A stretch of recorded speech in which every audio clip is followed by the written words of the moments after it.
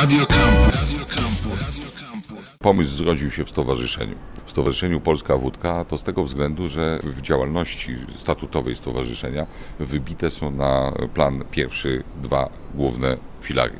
I jednym z nich jest społeczna odpowiedzialność, czyli branża alkoholowa, branża spirytusowa, branża wódczana, tak jak mówi Stowarzyszenie Polska Wódka, bierze na siebie część odpowiedzialności za społeczną edukację konsumentów alkoholu, w tym przypadku potencjalnych uczestników, użytkowników, członków sportów wodnych, uprawiających sporty wodne, którzy powinni wiedzieć, że alkohol wyklucza pływanie we wszelkich postaciach. Świadomość, dotarcie do świadomości, że z alkoholem naprawdę nie ma żartów. Tak samo jak nie ma żartów z wodą.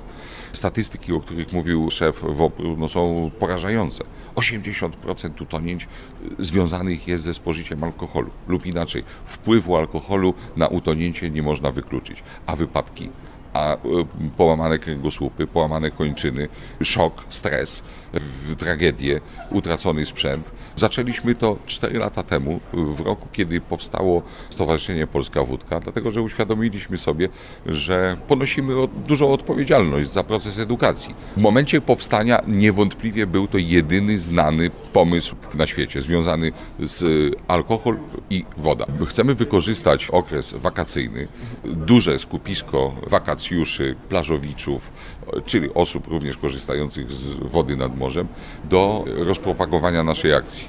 I wspólnie z WOPR-em organizujemy imprezę, która ma przykuć uwagę obecnym, ale również wykorzystując media w skali regionu i kraju, pokazując złe strony spożywania alkoholu i korzystania z wody, a jednocześnie poprzez wielość imprez atrakcyjnych dla wypoczywających akurat w Ustce i w okolicy, poprzez dobry przykład dotrzeć do ich świadomości. Dzieci kiedyś będą dorosłymi.